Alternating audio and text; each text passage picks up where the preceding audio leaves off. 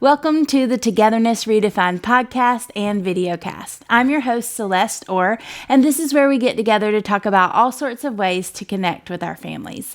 On the podcast today, I'm interviewing Kristen Noel. She's the co-founder and creator of Best Self magazine, and she's talking with us today about something that's so important. It's 5 simple yet powerful ways to speak life into your dreams.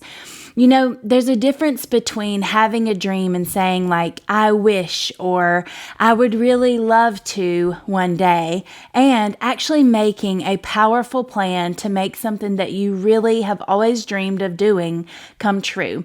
The same is true for, when our kids have a dream, or when someone we love, someone in our family has a dream of doing something that seems totally out of reach. And then when we can speak life into that dream, amazing things happen. So today on the podcast, Kristen and I are chatting about 5 really, really powerful ways to do that for yourself and for the people that you love.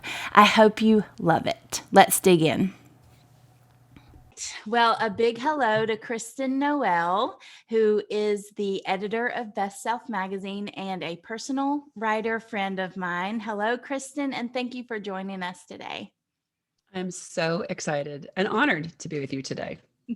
Well, I'm so excited because I finally you have been on my list for as long as this podcast has been in existence. And I'm so excited that I get to hit the record button on one of our conversations and share it with moms who I know are going to be so encouraged. So we're just going to dive right in.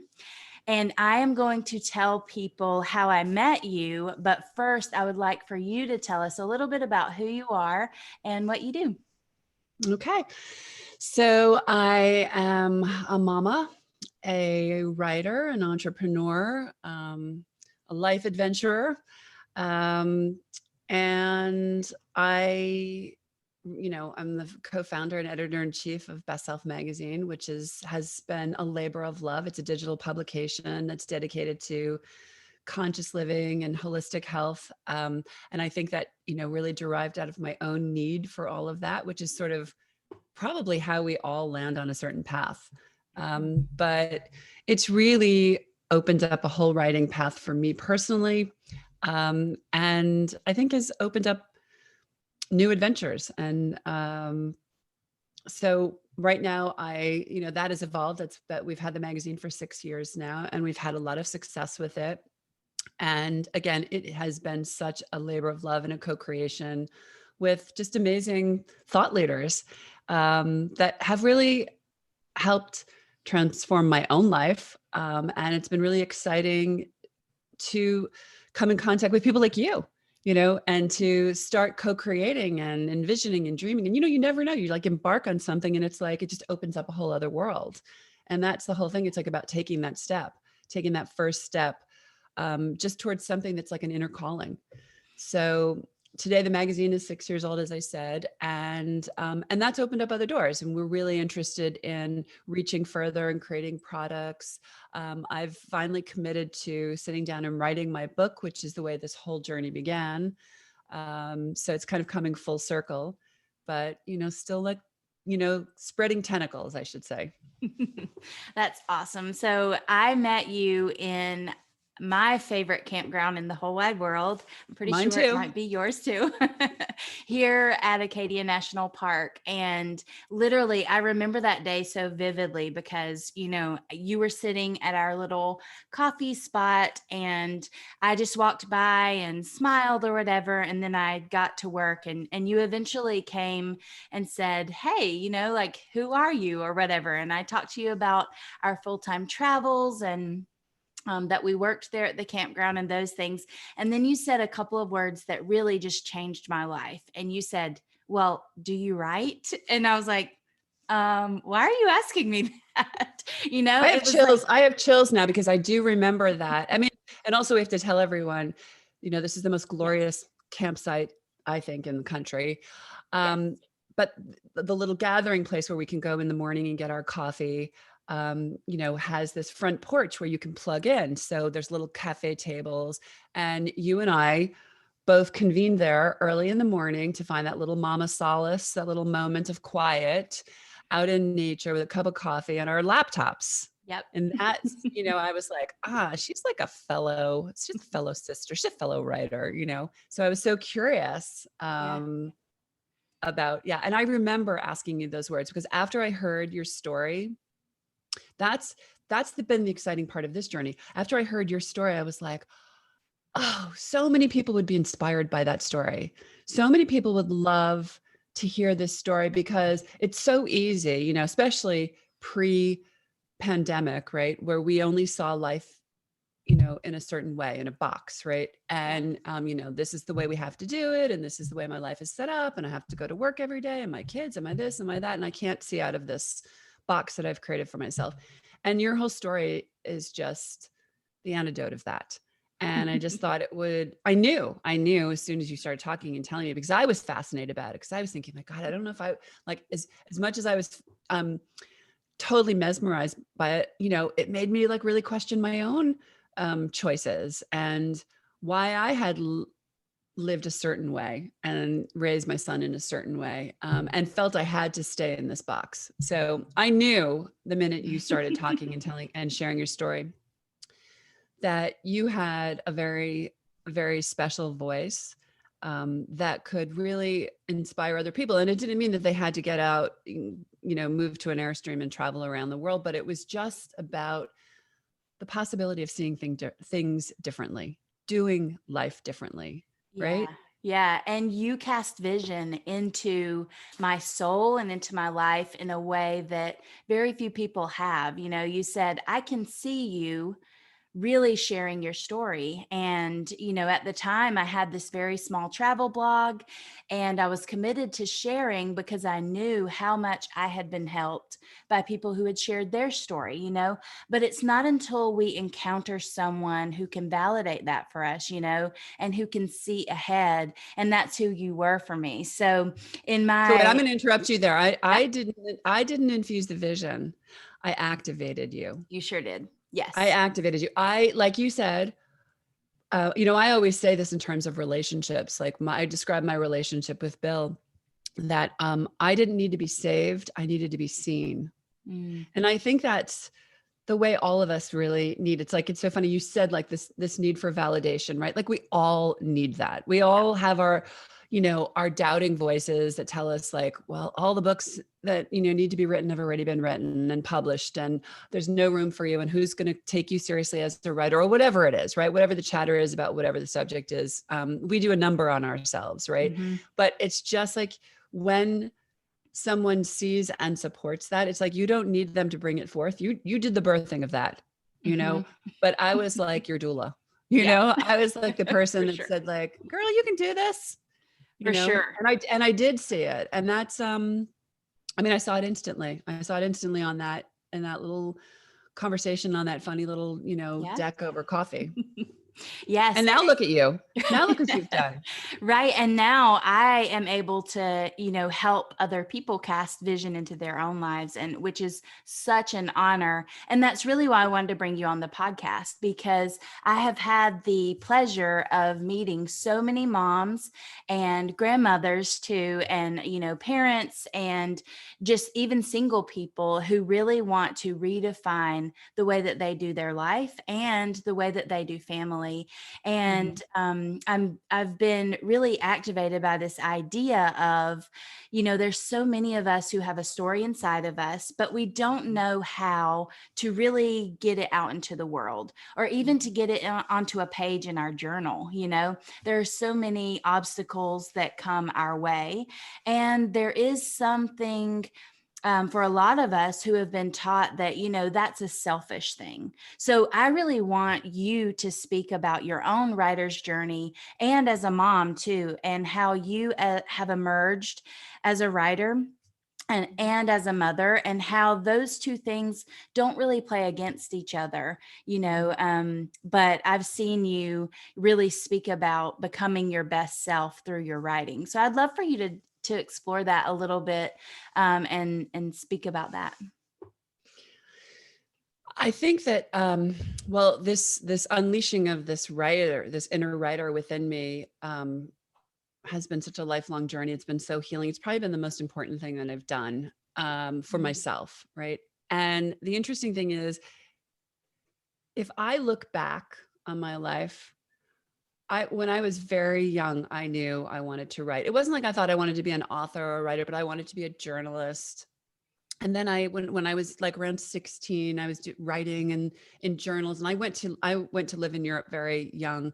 And I used to sit in cafes. I didn't even drink coffee then, but I used to sit in cafes and write and doodle in journals. And it was very important to me. And then somewhere along the line, like life got busy and it got pushed to the side, and other things happened, and other career choices. And then I sort of forgot about it.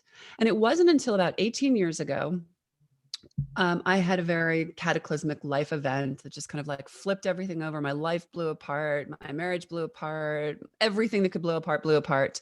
I felt like I was as low as I possibly could be. And it was really interesting. Oh, my back went out because, if you don't listen to the cues of your emotions and your spiritual self, eventually the physical self will send that message. So my back went out and I was in bed. And I remember having this desire to want to like journal again. And I was really reconnecting to something that I just had sort of pushed aside. And it was very easy to do because, again, as a mother, you let everything else, especially your desires, fall to the bottom of the list. Mm. And actually, I mean, this is a little segue, but I mean, I think that's this is going to sound a little harsh, but almost irresponsible parenting. Because remember, the way we hold our dreams and our passions and our desires, is what we are modeling for our children. Yeah. So what was I modeling to my son in that moment? Like, the house has got to be perfect. This has got to be lined up. Da, da, da, da, da. I wasn't really modeling my best self. Yeah. And eventually I think that, I mean, everybody's got a different story. It doesn't have to be as cataclysmic as mine, but I found my way back. And then of course I started getting inspired by, my own healing journey, my own emotional healing, my own spiritual healing, my own physical healing, which of course, was what led to this best self, publication. But it was the thing that ignited my writing again and actually reconnected me to my writing. And I didn't really know, and I was definitely closeted. I probably didn't tell anybody I was doing it, maybe like a very, very few people. But I also just connected to the fact that I was really happy when I was writing. Mm. And even today, writing is my happy place. It doesn't mean like I sit down to the computer and everything is perfect prose, but it is my happy place. So when you get that little hit, you have to honor that, because that's a gift and that's a purpose and that's a passion. And everyone has a story to tell. Yes. Everyone has a story to share. I was just curating a group article where I had invited a bunch of women to co-create in an article for the magazine. And this one woman in the group didn't respond. And then I thought, well, so that on my end, I started saying, oh, maybe she doesn't like the magazine. Maybe she doesn't think, this is, I started like making it about me. When in fact, it was really that she was feeling insecure about it. And I reached out to her a couple of weeks later and I said, I just wanted to have a one-on-one with you about this and reach out why you didn't want to participate in this. And she said to me, I didn't think I had anything really to contribute, or I didn't think I had something to say. And I said, that's how I want you to start your article. I almost didn't write this article because I thought I didn't have something to say. Yeah. And then of course she's fascinating. And of course she has something to say. And of course she has a story. And it's just like, if you've got that little twinge, I get like a chill when I say it, but like, if you've got a little twinge, figure it out and follow it, because it's calling to you. It's like your soul calling to you. It's saying like, yes, you are a writer. Yes, you connect to this. Yes, you have a story and you have something to say. And the more I started doing that and the more I started stepping in and owning it, and like, fine, tiptoe out. You tell your best friend, you tell your husband, you tell whatever. Eventually, when I came out of the closet, I thought it was going to be like the biggest, thing where people are going to be in shock and awe. And then I started to tell people I'm writing. And then they looked at me and they said, well, of course you are. Right. Like, This is fantastic. What took you so long? It's like this nonsense in our own heads, right? So, push ahead. And that obviously that is a journey that doesn't happen overnight. You don't just get your confidence. And you have to find your way, find your voice, figure out what it is you want to say. Yeah. But you're only going to find that, figure that out by doing it. Yes. And I Yes. will say I struggled. I'm really excited about the programs that you're doing right now, because I struggled in isolation for the longest time, and it was Mhm. fine. I carved out, like, I personally love really early morning when it's still a little dark, Mhm. bring my cup of coffee upstairs, and I might light a candle, and it just feels like a little sanctuary, and I'll write. And sometimes it's a half an hour, sometimes it's an hour, sometimes 15 minutes. It doesn't really matter. But I know if I start my day that way, Mhm. I'm really, really, setting myself up well. But going back to you and your programs, I finally sort of decided I'm not going to do this on my own. I really found connection to other writers, working in a group, just even talking about process, or Yeah. having someone hold my hand, or having someone coach me, um, really just helped me move into things a lot faster. I've, Yes. as much as it sounds like I've done a ton, it's taken me a long time. If I were to advise someone, I would kick them in the butt and say, get going now. Don't wait as long as, I Yes. waited to do this, you Yes. know? Yeah. Yeah. So I want to highlight two things you said. One of them is something that we talk about a lot, but I really don't think we can talk about it too much, is this idea that to be a good mom or a good wife or sister or, daughter or whatever, human, that we have to suppress some part of us in order to be something for someone else. And that is total bull, Right. because my family, extended and, close family, and my friends, they're only inspired and truly loved by me when they get the real me. Everything else is not even real, and so I try to help people with that. And I want to highlight that as something that you said. And then the other thing is, as someone who I don't think that everyone is a writer, but I think that everyone has a story to tell, like you said. Mhm. And a lot of Mhm. times it takes courage, and it also takes the support of other people. So, Mhm. that courage piece, really hearing you, that even you had to deal with some of that stuff, and just coming to the page is the first step.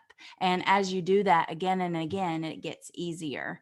But I wonder if you could talk a little bit about how to make the time and the space in your life for writing as a busy mom. So that's something that you're a couple of steps, several steps ahead of me on the Mhm. journey. And, that's another thing, the courage and the time piece that I hear from a lot of moms and a lot of people who are trying to do anything creative with their life. How do you get over that obstacle of, I don't have the time for this? Honestly, there's not a magic wand. You just have to do it. That's the Yeah. truth. Like, there is no magic formula. I always love the story about Glennon Doyle, who wrote in a closet, locked herself in a closet so she could hide from her children. You know what I mean? It's like, and it sounds kind of humorous, but she just, like, made a little office in her closet and wrote a book.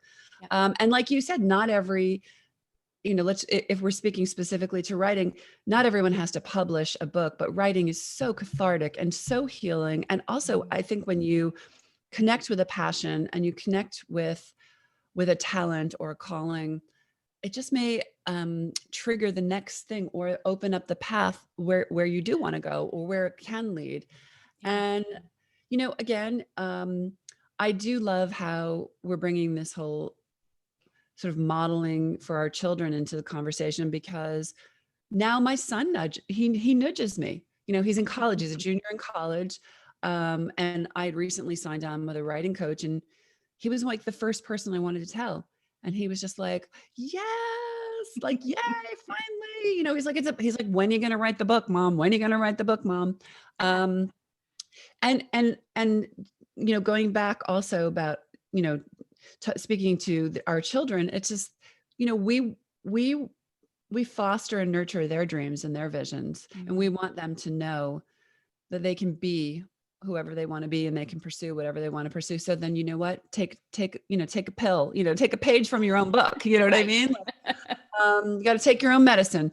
Yeah. So how do I do it? Well, it's like everything else. I mean, I don't really believe there's balance, right? So I wouldn't beat myself up, but I think you have to take a hard look at your day and your routine and your schedule and ask yourself, where can I slip this in? And you know what? Maybe that means you do get up earlier in the morning. Or maybe it means you go to bed earlier and to get up earlier. Or maybe it means, giving something else up. For me, like I said, I like the early morning time, because I felt like it didn't really disrupt. Even when my son was young and I had to get him ready for school or breakfast, whatever, I didn't feel like that disrupted anything. It was just like this little extra time I gave myself. And I didn't beat myself up about, oh my God, it's only 15 minutes or it's only a half an hour, or it is whatever it was. And I will tell you, it's like doing a quick yoga routine or, having some other, self-help, routine for yourself each day. It makes a difference. It sets you up, to just be you just, it was so much nicer and so much more pleasant to go downstairs and make breakfast and get my kid ready and out the door when I had already nurtured myself. Yeah. So for me, the morning was key, but I don't think that, it has to be that, right? Not everybody's a morning person, but I do think it's just really making a commitment to yourself. There's always a way. And again, living through this pandemic, it has shown us we can do everything differently. Yeah. I was already working for home, so that wasn't like a big shift for me. But I mean, suddenly it opened up this world to people when they thought, oh, I guess we can do things differently, So it is really, just declaring this is important and I'm going to find a way. And, hopefully you have a partner that can be your dream keeper and can support you in this and maybe work with you and say like, hey, this is really important to me. And I'd really like to try doing this in the morning. Maybe you could help do this, or we could shift these schedules or whatever it is. It may take creativity. Listen, moms are jugglers, right? Master jugglers. Yes, we are. Yeah, and I agree wholeheartedly. I will say, I do talk to several people who say, mornings aren't really my thing. I have too much going on. But I will say a lot of people who have been successful, as in getting a lot done successful. I'm not talking about, super rich or anything like that, but a lot of people who get a lot done, they will mention early mornings, and it really is this magical time. I tell people, just try it for 1 week. Just set your alarms just for 1 week and give it a go. And it's been sort of my secret in particular because, we've traveled and homeschooled and I've had a full-time job forever, and at this point, the homeschool has been going on for a really long time. And I know that won't be always the case, but I just find that 5 a.m., even 6 a.m. start, it allows me, and I have teenagers and I let them sleep in, so having all those hours to really get my stuff done has been a lifesaver. So if somebody's looking for a magic wand, they probably won't find it, but that might be the closest thing we have. Well, and mornings are magical. I mean, it's something that I really love. I mean, particularly in the winter when it's dark in the morning, and I just kind of cozy up. And like I said, like a cup of hot coffee and just sitting in my office. And oftentimes I just look out the window and I can see the mountains and I love seeing like the sunrise and it's more than what gets on the page. It's what you are committing to yourself. And actually, your passion or your writing is really another baby. Yep. And needs to be nurtured. It's not going to raise itself. It's not going to feed itself. You know what I mean? Yeah. And so it's another way of looking at it. I always love that Wayne Dyer always said, don't die with your music still in you. writers shouldn't die with their words still in them.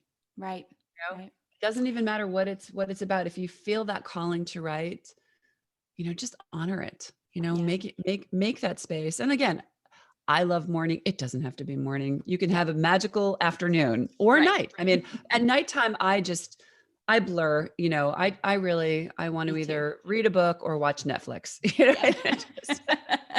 Me too. My brain is done by that Yeah, time. I've been looking at a screen all day. I Yep. don't want to talk. I don't Yep. want to write. I don't feel like, because also I feel that in that early morning, like I just feel alive. Like my Yeah. inspirations are really on fire at that time. Yeah. And also the other thing is I wake up in the middle of the night. So sometimes I wake up with all these ideas in my head and I just turn over and I say, God, do you want me to write or do you want me to rest? Yeah. and and I hope it's rest. I Yeah. really hope it's rest because And this is a sometimes it little, is. Right. yeah, this is a little too early to get up. Right. Yeah. Yeah, yeah. Well, and that also reminds me of something that you and I talked about earlier this week is, we at Togetherness Redefined, we talk a lot about that 3 a.m. sort of activation moment. And sometimes it's a panic moment, Mhm. sometimes it's a good panic because we remember something that we need to do as far as, life goes, and it can be a moment of clarity. Sometimes it is a temptation to sort of spiral into anxiety or worry. Mhm. But I remember, you and I have talked about several of these because I still have them. My kids are still young and I still have these moments of, do we need to change up the way we do this? Do I need to do more of that or whatever? And so, sometimes I do just need to go back to sleep and chill out. And other times I need to wake up, get up and write down something or start something new. But right before your son went to college, you had one of those moments. And I would love for you to share that story because I know that it can encourage some moms today. Yes, I did. I had a big one. And I also wake up a lot in the middle of the night, which I'm not really a fan of. And I work very hard. I used to get up in the middle of the night. I think if you get out of your bed, you're not going to go back to bed, or it's just going to really just blow your day, disrupt your day. Um, so I just work on staying in bed and kind of calming myself and also saying, is this real? No, this is not real. This is like, you don't need to terrorize yourself. But Yeah. so right before, about a month before my son went to college, everything was organized, everything was planned, and he was going, he was going to Florida, he was going to University of Miami.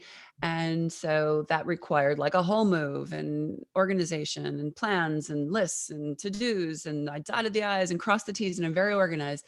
But I woke up in this like sheer panic and I thought, oh my God, have I taught him everything? Have I like prepared him like on a soul level? You know what I mean? Like spiritually, like, is he prepared for the world kind of thing? Mm, And it was real. Like I feel it right now, just saying it to you. It was real.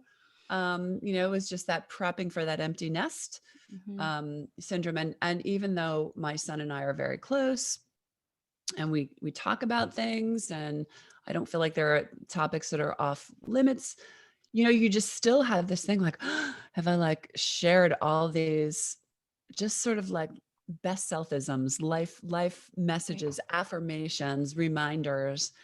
And, I literally, I just, I didn't even know what to do with myself in that moment. And the next day I woke up and listen, that's a hard transition. You have to feel that and you have to sink into that and allow all those feelings to happen. Someone told me a great thing yesterday. It's like, look, we spend a lot of time trying to change our feelings when we really just need to feel good about what we're feeling, even if it's Mm, uncomfortable. Do you know what I'm saying? It's like, yeah. it's just like to allow that to emerge. And it was sort of like, okay, so what am I going to do with that? I got to teach him everything in the world. And I ended up turning it into a really fun, um, little project. And I went up to my desk probably early in the morning the next day, or maybe I got out of bed, I don't remember. And I just went up to my desk and I took note cards and I started writing down And I decided to call it Messages from Your Mama. And I numbered them like 1 through Yeah. 30 or whatever. And I thought, okay, I'm going to write one every morning, and I'm going to put it down on, he was a little spoiled. His breakfast was like waiting for him every morning before he went to school. But I would put it right next to his breakfast. And so like every morning there was a message. And it was so heartfelt to me. And at first I thought, oh God, he's going to roll his eyes, going to think this is like so corny. And, I kind of turned it into an art project also, because I would make these cards, and then I would sort of take a picture with the card with his breakfast every morning. And you know what? Surprisingly, he really loved them. Mm-hmm. And it just was sort of like leaving a little, we all tuck notes into lunch boxes and things like that, but it was sort of like an elevated version of that for this senior in high school, this, big athlete, this 6'3", kid, my boy, my baby. And I wrote him these messages, and I tried to also, it was like, I tried to write in his language, not necessarily, not necessarily his language, but like a language that bridged my affirmations and my best selfisms and something that he would relate to. Yeah. But they were all, they were just beautiful messages, just about, like kind of going through life, and, really about, so yeah, if you wake up in the middle of the night terrorized, that wasn't exactly one of the cards, but it is, it is, how do you deal with that, about dealing with feelings and also allowing feelings, allowing, fear, being yourself, honoring who you are, so I had like these little cards, I had a whole, I pulled them out from when we were talking, and, don't be afraid of the F word. And that is, or the words, fail, fear, fall, and I wrote them little, and then never be afraid to cry. I love that. I love that you still have them. So for people who are just listening and not watching the video, she's actually showing them on the video, and that's beautiful. Be curious. Yes. And hold tight to your dreams, see the signs, nurture the big, beautiful heart of yours, know how to say sorry. Love it. So there were all of these. So I did it for a month, and I held on to them because he loved them, but I held on to them because what is an 18-year-old boy going to do with them? Right. It's like, yeah, this means too much to me.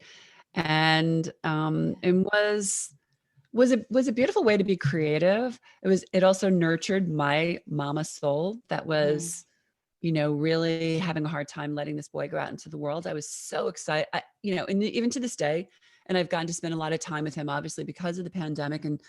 But to this day, it doesn't really get easy to let your kids go. Yeah. But you also are so excited about their dreams and their lives and what they're doing in the world, and supporting them in a way that maybe you weren't supported.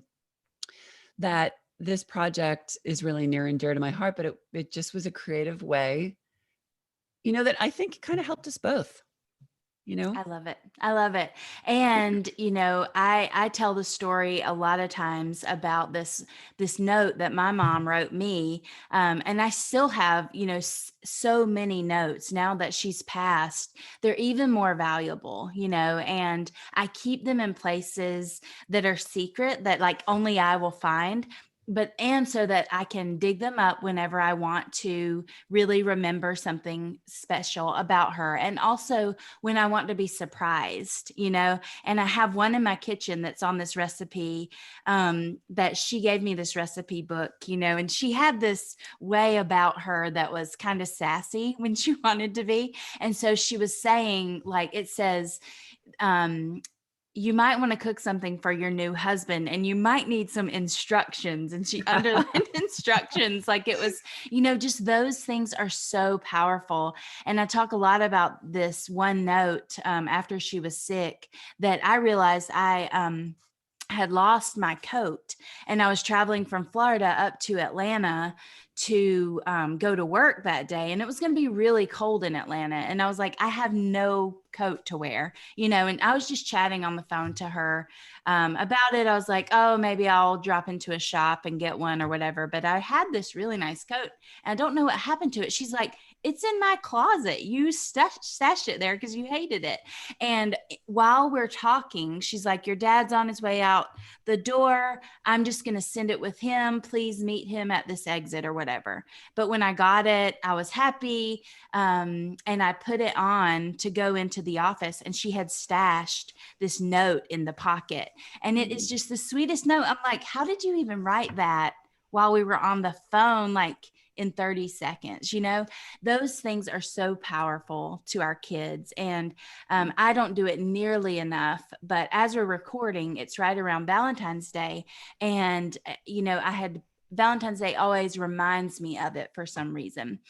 So I'm going to make that commitment in public right now that I'm going to do that more for my kids, and especially starting this weekend. So I really, and also, I mean,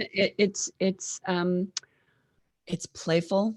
Yeah. And it's creative, and it becomes a game, and you never know what will emerge from it. But also, even just more than little I love you or whatever, it's a way also, particularly with moms of boys, right?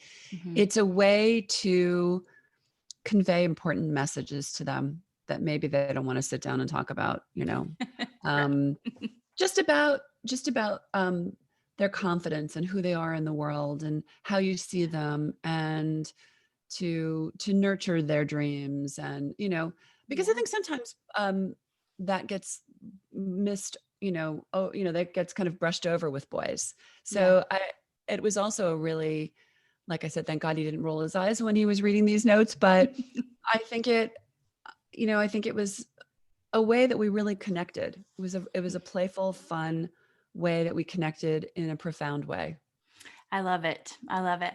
Well, Kristen, I know we need to close out pretty soon, but I wonder if there's, one thing as you think about, Togetherness Redefined very well. The moms that I talk with on a daily basis, and the kind of inspiration and, even that question that I'm trying to bring to people. If there's something in your life that's really not working, how could it be redefined? Specifically with your family, if there's a part where you really realize you're in a rut and you need to get out of that and to create the kind of life that you really love, especially before your kids get out of the house, but even after they're gone, you can still recreate and redefine at that point. So as you think about the moms who might be listening to this or watching this video, what kind of message would you think and would you like to send to them today? What kind of encouragement could you give them?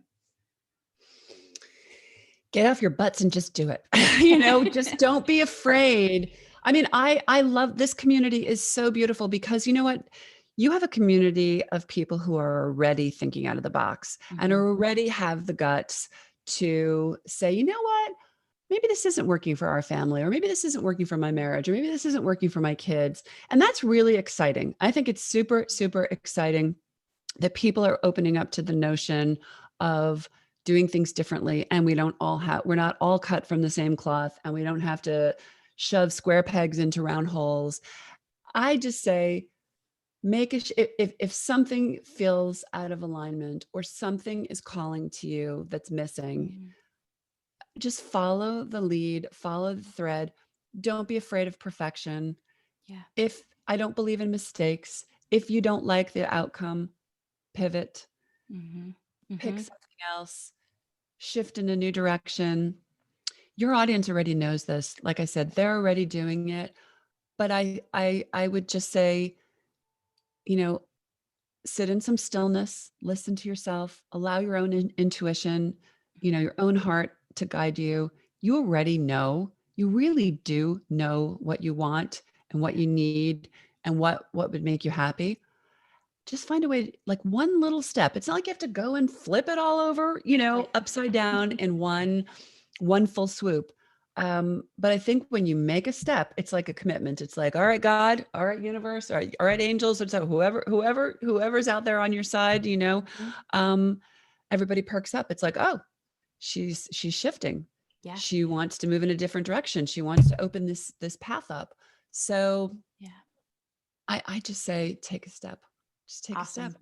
Don't be afraid. There's nothing, you know what? There's nothing to be afraid except not doing it. Yeah. Not doing it. Totally.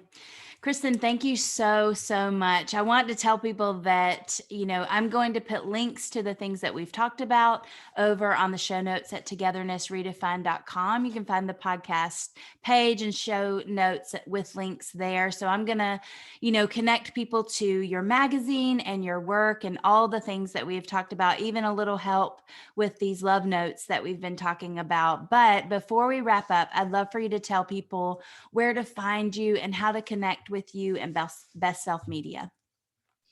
Probably the best place is just bestselfmedia.com, our website, or on Facebook, and Instagram, same name, Best Self Media. That's the easiest place. And that's where we post most regularly. Awesome. Well, thank you so much. And I will talk to you soon. Great. You take care, sweetheart. Thank you. You too. Thank you so much for listening today. I hope that interview really filled you with joy and hope and just the inkling of possibility for what is possible for us, even when we don't even think it is, when we have a big dream and we don't really know what to do next. The links to everything that we talked about are available over at togethernessredefined.com when you click on Togetherness Tips or when you click on podcast. I've got a way for you to connect with Kristen over there, and I've also got a way for you to plug into a little bit more resource when it comes to your dreams, especially if you're a writer or if you have a dream of owning a business one day. I have some resources over there for you. Again, that's just togethernessredefined.com, and you can select Togetherness Tips or podcast. Also, I would love to have you in our email group. I send out an email, a togetherness tip every single Friday morning, and it's really where I'm able to connect most closely to the parents and the moms that really have questions and they have those big dreams, but they don't always know how to make them come true for themselves or their kids. So I would love to have you over there. It's free to join. Just go to togethernessredefined.com/subscribe. I'll see you there.